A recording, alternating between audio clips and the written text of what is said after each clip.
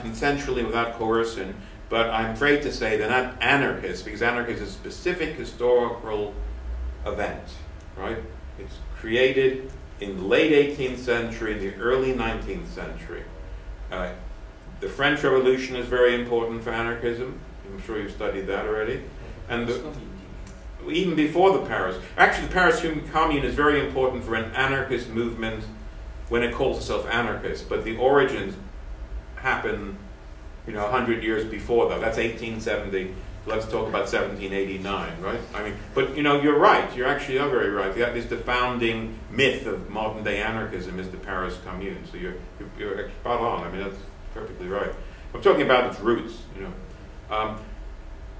That's one thing. So you've got the French Revolution, and you've got the rise of a modern nation state, not medieval state, not empires which always existed around the world, not societies based on fraternities or clans or tribes, which most of the world lived under until then, right? In one form or another, everywhere. The modern nation state, which was created first of all in Europe and then spread around the world, either forced down other people's necks or they decided to create one to get the Europeans off their necks, right, by the 20th century.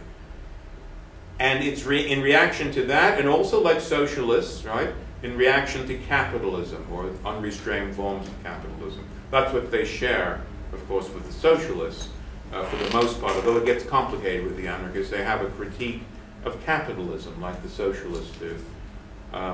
So my argument is, when you're going to look at this, and you can read this, I mean, this isn't too long, this is 7 pages, you'll see that's what I'm arguing here, that you have, it's time sensitive, right?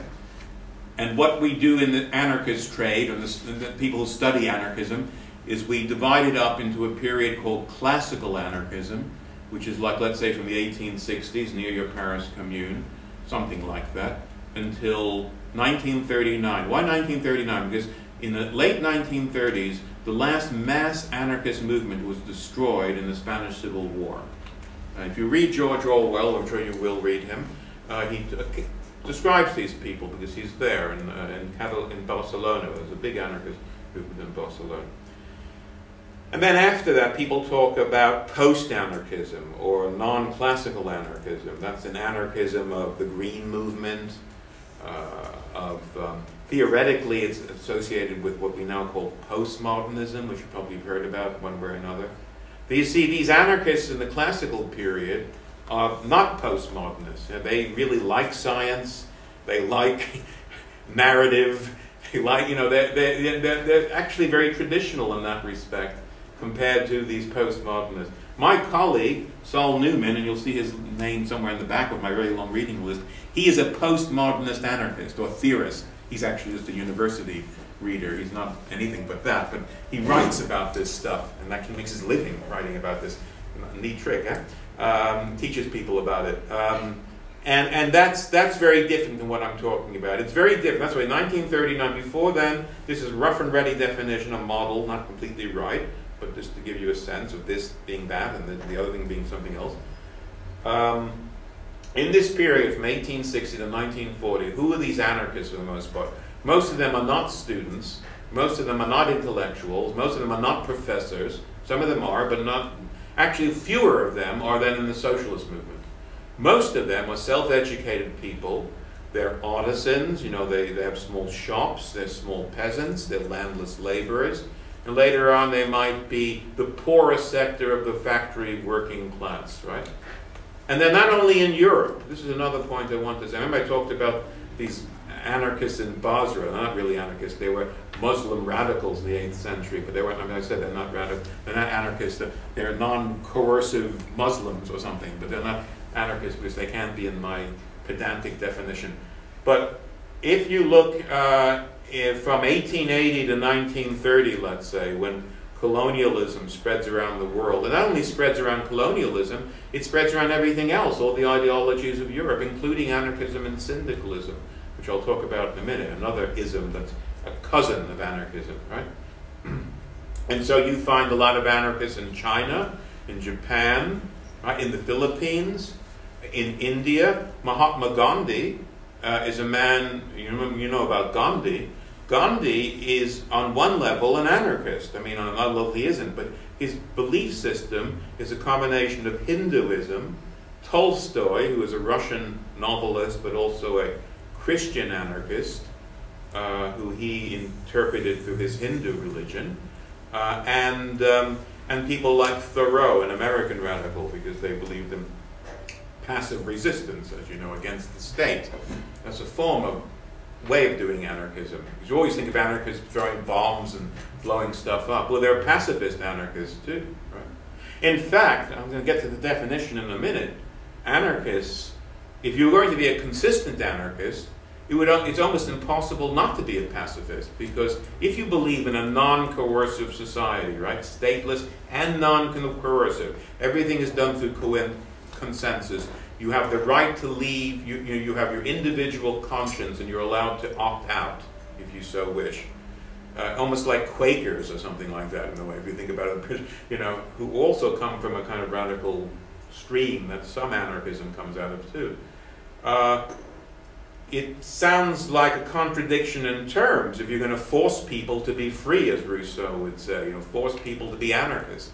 Hold a gun to their head, or blow them up if they don't agree with you. I mean, it doesn't make it doesn't, you know, what you are is some kind of socialist, maybe less coercive and less, maybe you believe in more decentralized power. But an anarchist, a full-fledged anarchist, I would argue, if they were a philosophical anarchist, anarchists really believed it completely, would have to be a pacifist. So people like Tolstoy and Gandhi, in that respect, are closer than some of the other ones, who were more violent. They would argue, oh, it's just a violence, it's a very short amount of violence, we have to do it because the system is unfair, or we're trying to protect ourselves. That might be true, but that, you know, I'm just saying that it is, you know, killing somebody or wounding somebody is the most coercive act you can possibly do.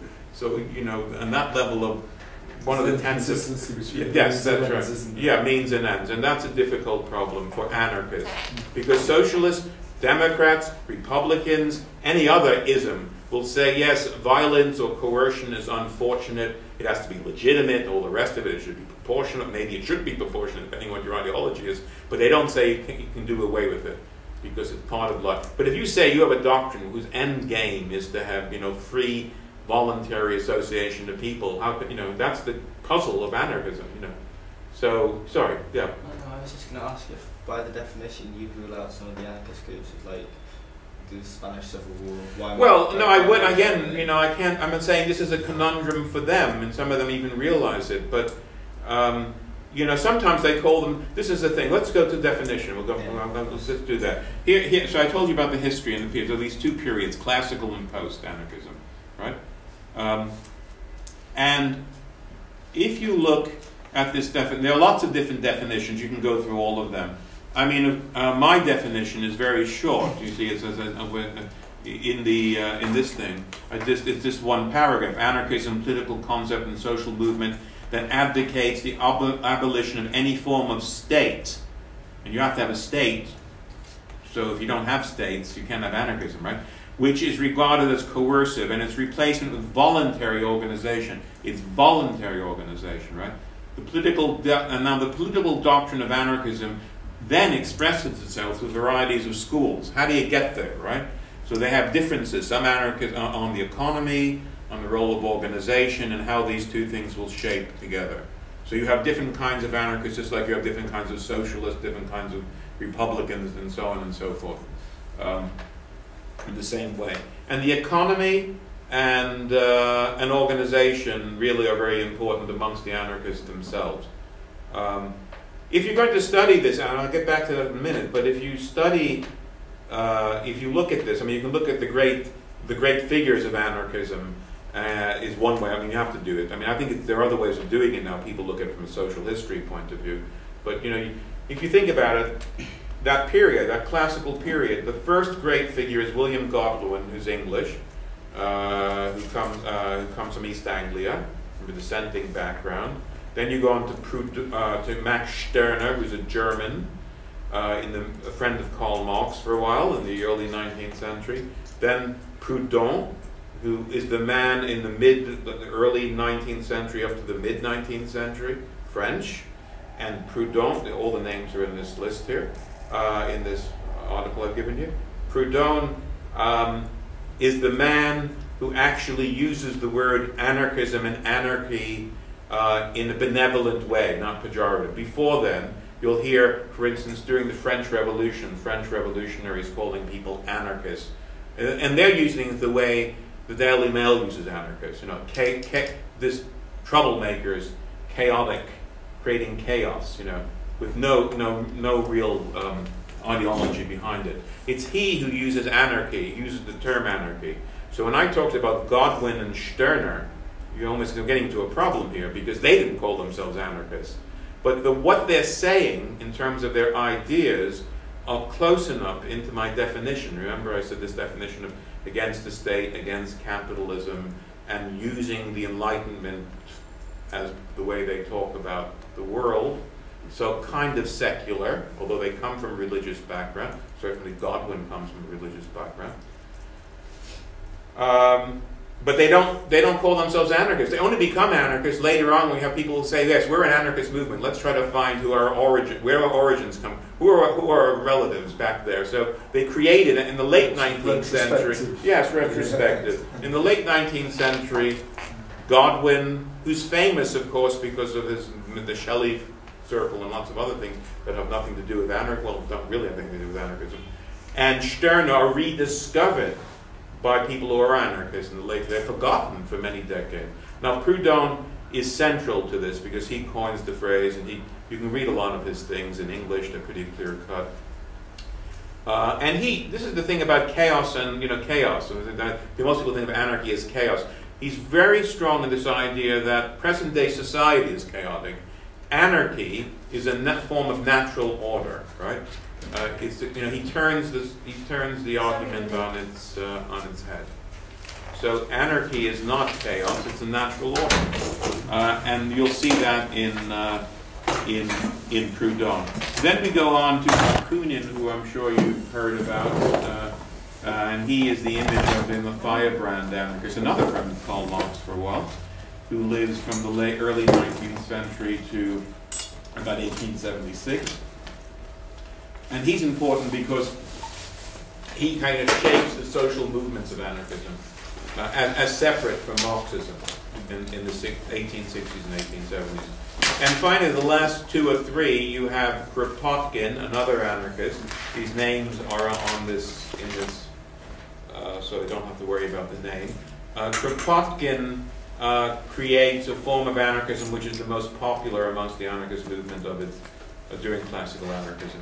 And finally, there are a few others. Malatesta, an Italian, is interesting, and then Emma Goldman, who's a Russian-American anarchist who lives from the late 19th century to 1940. And she's interesting because she is a forerunner of radical feminism. Right? And you can see how a feminist might be close to anarchism because it's the idea of the state controlling women, controlling. So she is very, very modern in her discussions about controlling the sexuality of women, their right to control their bodies, the births of their children, and also, of course, the right to have partnerships without having to go through religious ceremonies, if you so wish to have that. So let me just get to this thing about the different schools of anarchism. I said the definition already. You've seen it. It's very simple. I mean, there are all these other definitions. I believe in very neat definitions, and this is, can you cut it down to the bone? What does it mean? And that's what it means.